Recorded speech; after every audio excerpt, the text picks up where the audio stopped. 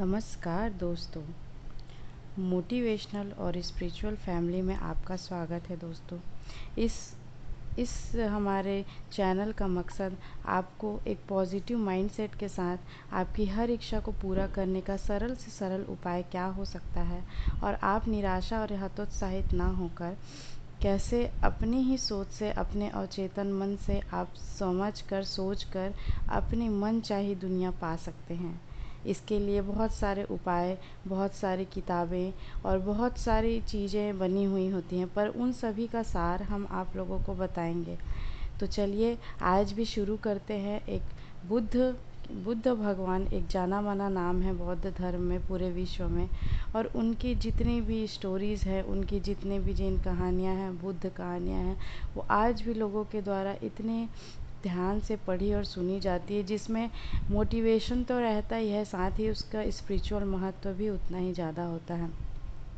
तो आज हम ऐसी ही एक कहानी लेकर आए हैं जिससे आपको बहुत कुछ सीखने को मिलेगा और आपकी सोच समझ विकसित होगी, जिससे आप निराशा के गर्त में ना जाके वापस अपने एक उत्साहित होकर आप कोई भी कार्य करेंगे। तो ये एक कहानी है, बौद्ध कहानी से लिया गया, जिसका हम अगर शीर्षक देना चाहें तो सत्य की शक्ति है। बाकी आप जैसे इस कहानी को सुनेंगे तो आपको स्वयं ही समझ आ जाएगा। एक समय की बात है दोस्तों, जब बुद्ध अपने शिष्यों के साथ एक गांव में पहुंचे। उस गांव में एक प्रसिद्ध व्यापारी रहता था जो अपनी बेईमानी और लालच के लिए जाना जाता था। व्यापारी ने अपनी दौलत के बल पर सभी को नियंत्रित किया था। वह किसी भी कीमत पर अधिक लाभ कमाने की कोशिश करता था। एक दिन बुद्ध ने सोचा कि इस व्यापारी को सही मार्ग पर लाना जरूरी है। उन्होंने अपने शिष्यों को एकत्र किया और व्यापारी के पास जाने का निश्चय किया। जब बुद्ध और उनके शिष्य व्यापारी के पास पहुँचे तो व्यापारी ने उन्हें देखकर कहा, आप लोग क्यों आए हैं? मैं बहुत व्यस्त हूँ। बुद्ध ने शांत स्वर में कहा, मैं तुम्हें एक कहानी सुनाना चाहता हूँ। व्यापारी ने चिढ़कर कहा, मुझे कहानियाँ सुनने में रुचि नहीं है, मुझे काम करना है। बुद्ध ने फिर भी अपनी कहानी शुरू की।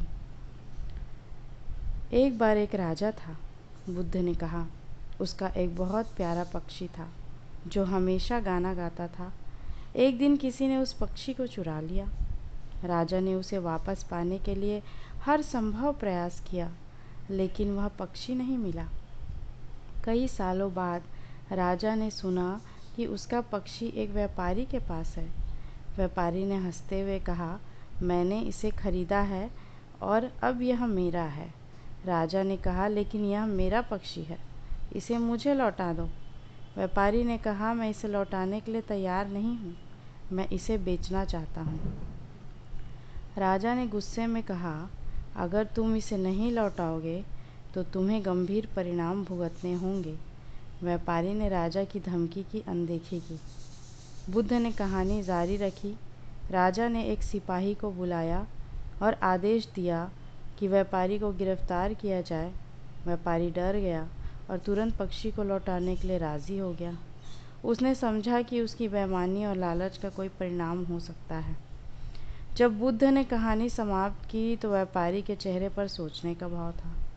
बुद्ध ने कहा, इस कहानी से तुम्हें क्या सीखने को मिला? व्यापारी ने शर्मिंदगी से कहा, मैंने समझा कि सत्य और ईमानदारी सबसे महत्वपूर्ण है। बेईमानी से केवल अस्थायी लाभ मिलता है, लेकिन सच्ची समृद्धि सत्य में है। बुद्ध ने मुस्कुराते हुए कहा, सच्चा सुख उसी में है जब हम ईमानदारी से कार्य करते हैं। यदि तुम अपने लालच को छोड़कर ईमानदारी से व्यापार करोगे तो तुम्हें सच्चा सम्मान और खुशी मिलेगी। इस अनुभव ने व्यापारी को बदल दिया।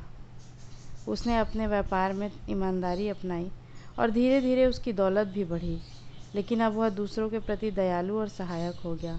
गांव के लोग उसकी इज्जत करने लगे। इस कहानी से हमें यही सीखने को मिलता है कि सत्य और ईमानदारी सबसे बड़ी संपत्ति है।